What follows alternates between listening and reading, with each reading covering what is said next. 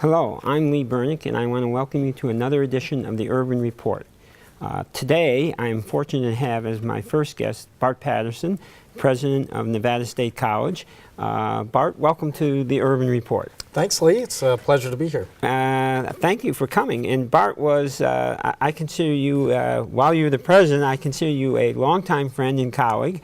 We worked together when you were in the systems office. At the system, you were in charge, you were the legal counsel for the system, isn't that right? That is true, and let me tell you, being a president is a way better job. A better job than me, okay. Now, well, let's talk about that for a second. What's the difference of being president of a college versus the perspective of being the systems counsel? In other words, you were in charge of legal affairs across the whole system. What's your perspective or difference? How do you think that differs for you in terms of how you look at things? You know, that's a good question. I mean, I think when you look at things from a system perspective, and particularly in the role that I had, you're looking at risk management, you're looking at legal exposure, and you're looking at all the institutions and what the Board of Regents is trying to achieve, what the Chancellor is trying to achieve, and it's kind of a balanced perspective. And when you move over to the campus and into the role of a president, you're suddenly sort of thrown out into this ocean where you're expected to be entrepreneurial in a low state funding environment, and your vision completely changes. And I think the good part of my experience of being in the system is I still have that system perspective in terms of trying to assist all of the institutions in the state in terms of what they're trying to achieve. So I like that part of it. But sometimes you view the system office as having this role of compliance and oversight, and that's not always fun to have that. Okay. Well, let me touch on something. This is Nevada State's 10th year, is that right? That is. This is the finishing. This is our 10th year for Nevada State. That's right. And it's changed. Can we talk about how it's changed in those 10 years? I know that you've been president only for about a year now, but what do you see as, well, let's first talk about the vision of Nevada State and maybe how that's changed, and then we can talk about other things about how it's changed in those 10 years, if that's okay. Sure, absolutely. I mean, we've been the fastest growing institution in the state, and we needed to grow because we want to provide baccalaureate degrees at a low price point for the state and for the students. And you have to get to a certain size in order to do that. And we're getting to that size. We're about 3,400 students now. And we're really maintaining our core mission and objective from really the start of the institution. We still focus on nursing and education and select liberal arts and sciences degrees. And we'll do that for a while. We're not intending to branch out in a number of different degree areas because, again, what we're really trying to do is help educate the next generation of professional students that will come out and be able to fill a lot of the important jobs here in the Southern Nevada economy. And I view that as our role, and that's why we're a terrific partner with UNLV and the College of Southern Nevada. Well, good. You talked about the size and price points. I mean, what do you think is the optimum size? I mean, in your mind, and you do your strategic planning and everything, what's the optimum size for Nevada State? Do you have that in mind about what it would be in terms of price point and other things in serving the community? Well, we're kind of getting there right now. I think once we reach about 5,000 students, which, you know, may be as many as 5 years off, it's hard to predict student enrollments right now. I think we're about at the right level in terms of administration, faculty, and student population, and then I think you're just scaling from there. Ultimately, we were always intended to be a comprehensive state college, similar to the University of California and California State system. So we are intended to be a large institution at some point as the Valley grows. And again, that will help UNLV become a Tier 1 research institution, and that's certainly very important for the Southern Nevada economy, and we need to grow in order for that to happen. So that UNLV can focus more of its resources on research and graduate education. Okay. I know that one of the areas that you have, I was reading on it, is one of your two major goals is the retention in graduation rates, partly maybe because of the new formula funding, but just as a basic interest. Let's talk about that, and then also, if you could, talk about how that works with your relationship with this College of Southern Nevada, and how many students transfer in versus starting? Does that make sense? Yeah, absolutely. So about half of our students that are starting at Nevada State are transfer students from CSN. And then half are either first-time freshmen or non-traditional students who are enrolling again in college later in their career. And so the transfer students are very important from CSN as they are to UNLV. And what we're really trying to do and build is over time, we're still a little small as an institution right now, but we're starting to generate graduate enrollments. For example, for the first time, we have adopted what I call a 2+2+2 program in nursing, where the students go 2 years at CSN. They then are co-enrolled at NSC and go the next 2 years at NSC to get a bachelor's, and then are co-enrolled at UNLV to get a graduate degree in nursing. Those are the kinds of pipeline issues that we can really help each other in terms of our mission. But in terms of where we want to go as a college, I mean, our primary focus right now, because of our student population, which is an access population by and large, first generation underrepresented students are about 50% of our student population, and we are really trying to put resources and attention into how to those segments of the population, how can they be successful in higher education, particularly this growing Latino population in the Valley, because that's critical to the economic success of the Valley. Okay. We just have a short time. When we talk about that, the college is centered in Henderson, but you're drawing students from throughout the Valley. Is that correct? About 50% of our students come from Las Vegas and North Las Vegas. Okay. And so we're in that stage where we're trying to build buildings to meet that demand. That's a new thing. That's also something we're doing, which is completely new, is a public-private partnership for a 30-year lease purchase to build 2 buildings. And that will be before the Regents and Legislature in January. Okay. We have to, I apologize, we have a short period of time. I think this is interesting. It's a great partnership. You do a great job for serving the community, and I want to thank you for coming. And we're going to take a short break, and we'll be back with another segment of the Urban Report. For others, it may have just been a summer job. But for me, it was training. Now I'm an Air Force pararescueman, and my job is to save lives. Make the right choices today, and be ready for the challenges tomorrow. This message is brought to you by the U.S. Air Force.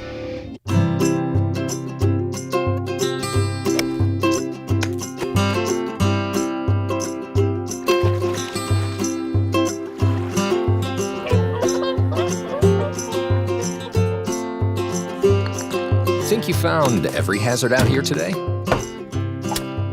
Think again. The spot you missed could be a killer. That spot on your skin could be skin cancer. Fact is, if you're a man over 50, you're in a group most likely to develop skin cancer, including melanoma, the kind that kills 1 person every hour. 1 in 5 Americans is likely to develop a form of skin cancer during their lifetime. That's why your best shot is to check for a spot. It's easy. Follow through and check your skin. It could be the save of a lifetime. Go to spotskincancer.org to find out how. A message from the American Academy of Dermatology. Winston, just 1 more inning, Grandma.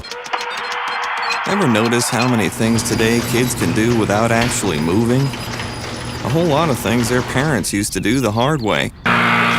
So many kids' activities today seem to leave out the activity part, which makes exercise even more important for children. In fact, new research tells us the best time to enhance bone development is during childhood and adolescence.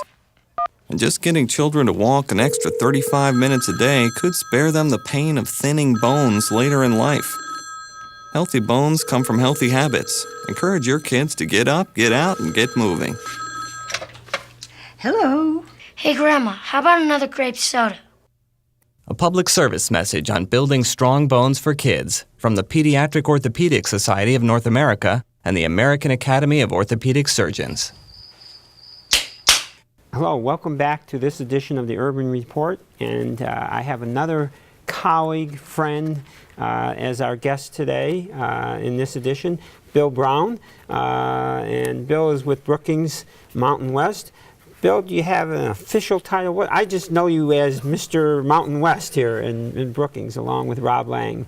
Yes, I guess the official title would be Assistant Director. Assistant Director. And why don't you tell us a little bit, just very short, on Brookings Mountain West, and then I want to talk about some of the actual programs that we do. Be glad to.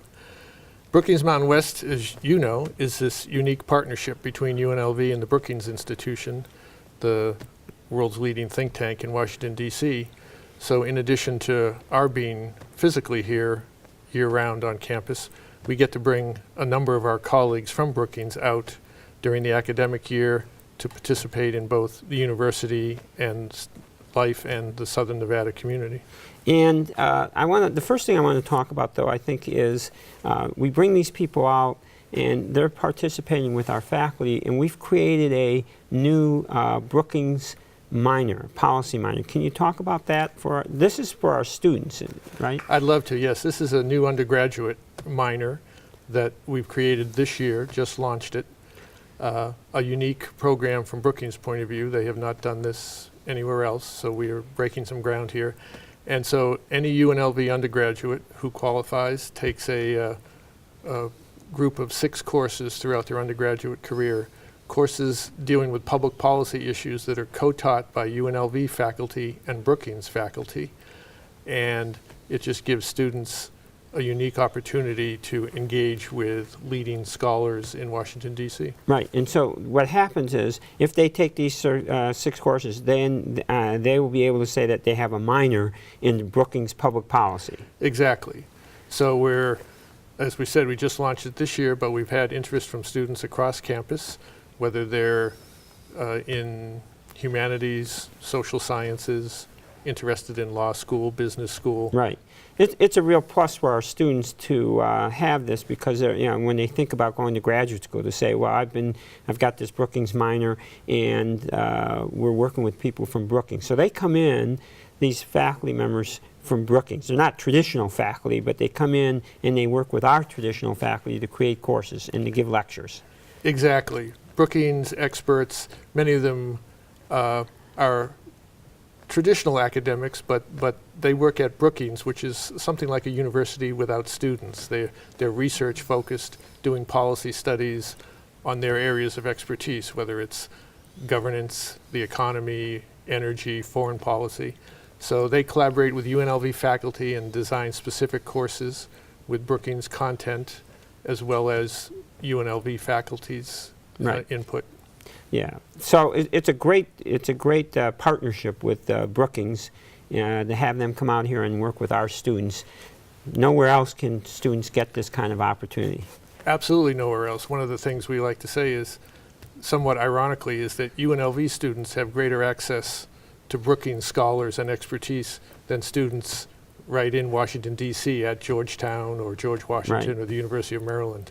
And this minor is a new enterprise for Brookings. A number of Brookings scholars teach at other universities, but they've never looked at this concentrated program.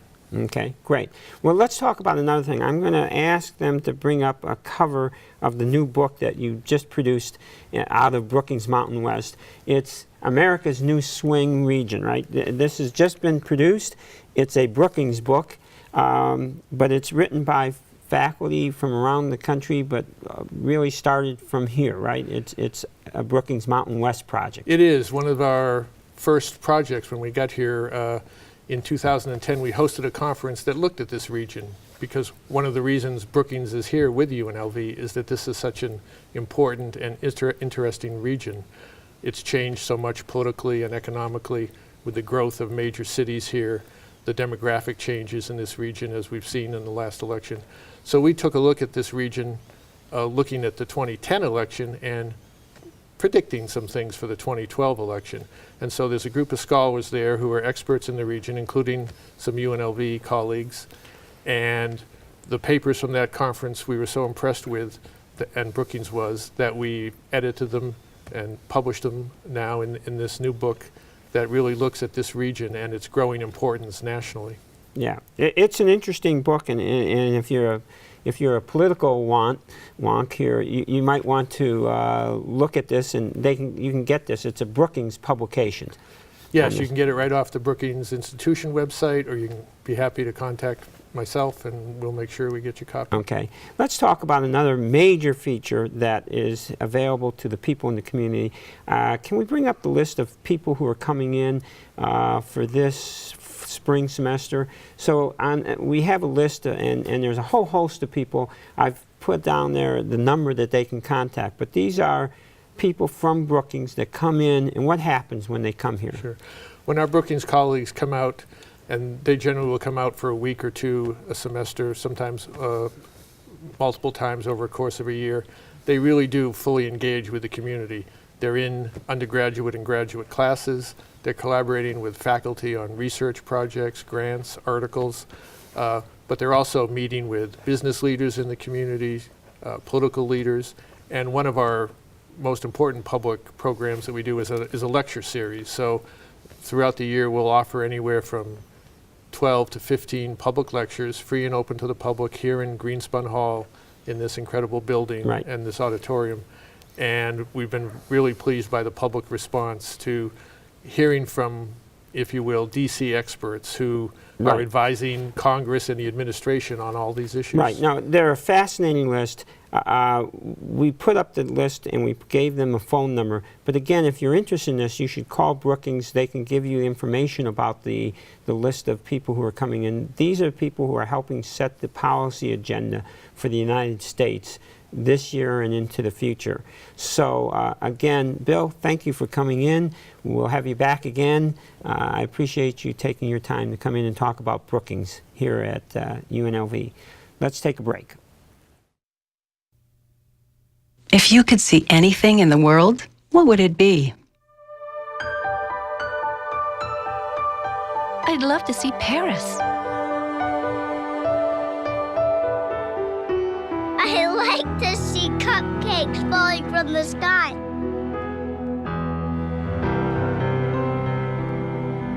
My daughter, married and happy. I want to see things the way I used to. Chances are, someone you love may one day be affected by macular degeneration or glaucoma. Log on to seeabettertomorrow.org or call 1-800-437-2423 to learn about glaucoma and macular degeneration. Call 1-800-437-2423 or log on to seeabettertomorrow.org. I just want to see more of the things I love. I remember the moment. I'll never forget that moment. That moment? It was a moment that changed my life.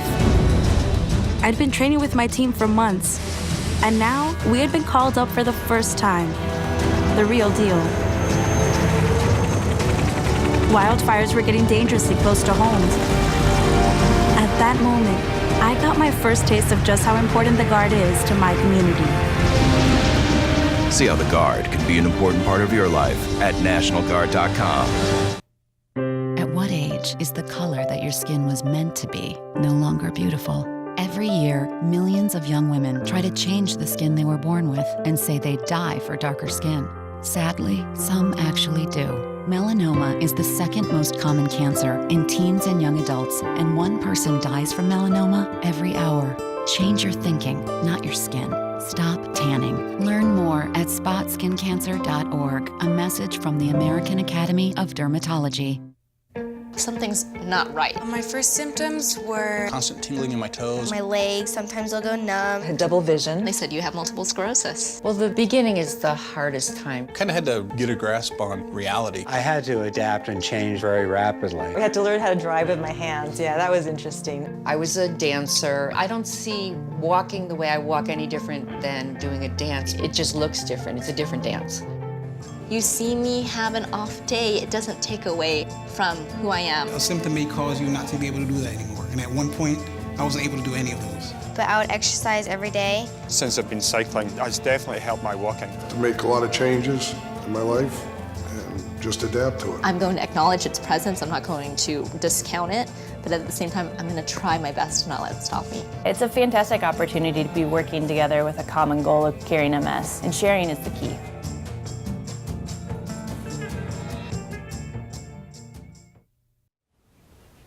Hello, welcome back to this edition of the Urban Report. And I have two undergraduate engineering students, is that right? Yes. Seniors. Yes. When are you graduating?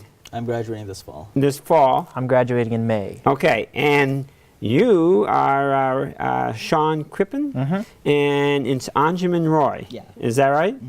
Okay, and Angusman and Sean, and what's your major in engineering? We're both electrical engineers. Both electrical engineers. Okay, and we have you on because the College of Engineering has a senior engineering contest, right? In the design contest. What's the contest supposed to do? What are the parameters of the contest?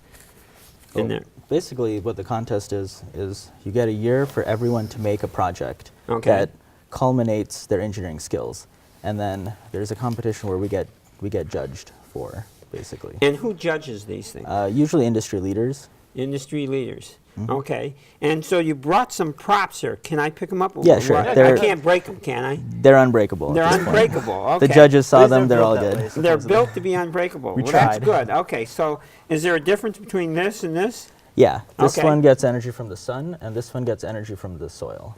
This gets energy from the soil. Now, how does it get energy from the soil? Well, if you remember, if you were ever in like second grade, which I'm sure you were, if you ever made way back when. Okay. If you ever made a battery out of a lemon by sticking a nail and a penny in it, and use that to like power a clock, it operates on the same principles. If you put copper and zinc into the earth, you get a voltage difference, and you can use that to power sensors. So it's the voltage difference between these. That's all you need to make power. Okay, now wait a minute. You've got two of these that I'm going to, so you got two. Now is one of these supposed to be a lead to go somewhere else? Yeah, these connect to the electrodes that go to the earth. To the earth, and then this one goes out to somewhere else? Yeah, that was just for testing purposes. Oh, that's for testing. Yeah. Do we know how much power you get on one of these? Very little power, but it's enough to power the sensors. To power the sensors? Yeah, that's the whole point of the project. Just to say, gee, we can do this? Yeah. Okay, and this one, though, is from the sun? And what's supposed to happen with this, then? Just the typical kind of... There's a solar panel here, so it's pretty standard solar panel, and it takes the energy from that, stores it, and then uses it to power the sensors that are inside. That are inside? Yeah. And we can store it. When you say store it, how long can it store it? This will last about 20 minutes to an hour without power, but we can size the capacitor bigger, so it lasts like a few weeks even. Okay. Now is this one over? Well, we got a third one. What is this one? Oh, this is heavy. So where is it? This is significantly different. So what is this going to be getting its source of power from? This gets its source of power from the temperature difference. So if you have a cold side and you have a hot side. Hot side, yeah. Okay, I see hot there. Yeah. We have to remember which side's which. Okay. And it uses that to generate electricity based on the difference in temperature. The difference in temperature between. But are they automatically cold, or how is this side cold and that side hot? You would stick it on something that's hot or cold. Like you have hot machinery, one side will obviously be hot, then you have like maybe a fan blowing like one my side. Computer is exactly. warm, for so I could put this on the computer. Exactly. Side, and it'll right? take the energy from and there. it'll generate energy from it. This technology is actually used on the processor of a computer. Usually you have a fan cooling it down, or some people go crazy and use water cooling. That is actually very rare but cool on processors. Okay, so and if we put this on the processor, what are you trying to do then? Cool it down, is that right? Well, you could use that technology for that, but the whole goal of this project was to design sensors that could be deployed anywhere and operate remotely and not need any maintenance. There's no batteries needed, so if you wanted to measure temperature, pH, okay, so you're really, for you right now, you're not concerned about the applicability in terms of generating the energy right now, but rather developing sensors. Is that right? Well, the energy generation is very little because we're basically taking waste energy, just energy that's around us, and then using it to do something useful. So it's not, the project isn't designed to, let's say, power your home. It's designed to show that we can have sensors which can operate anywhere. Okay. All right, so that's your design. And what kind of questions did the judges ask you about this? They asked a lot of implementation questions, really, and also marketing type questions as well. Maybe Sean could go into. Yeah, they want to know how this could be used in the real world, what kind of fields would be interested in it, like agriculture or some machinery. Okay, so yeah. where can it be used? Yeah, where it could be used. And they also want to know like the cost of how much it takes to make them compared to what's existing right now. But So- let's get back to this other one now. So where could these things be used? I mean, there's all sorts of applications. Yeah, for one thing, we have a water one. We didn't bring it, but okay. That one you could just throw it out into the ocean, and it could listen to whales because we have an underwater microphone built for it. And the military could use it to listen to submarines. And then we have other uses for the green one, the soil. These can be used in agricultural monitoring. Like, let's say you're a farmer and you had hundreds and hundreds of acres. You wanted to know what your soil pH was to determine if you put the fertilizer in correctly. You could just plug these in at random points. They don't need any source of power, and then they'll relay the information back to your computer. They're also wireless. We probably should have mentioned that. But they'll transmit the data, and then you could decide, oh, this side, the pH is kind of high. So I've just got about 50 seconds here. You came up with this. How did you come up with this idea? I mean, that's a long process, I guess, but you two have been working together for a while? You went to high school together? Yeah. Yes. So you hung out together, and then all of a sudden one day you said, oh, well, let's make a project here and be partners in this contest. Is that right? Yep, that's it. And when will we find out? You'll find out what? On Thursday. On Thursday? Thursday evening, we'll know if we actually did a very, very good job or a good job. No, well, I would hope that you would think that it was a good job. That's what we right? love Or a to very say. good job. Yeah. Okay, well, it was great having you on.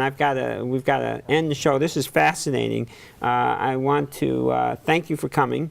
I want to thank you all for watching the Urban Report. Thank you very much for watching this edition of the Urban Report.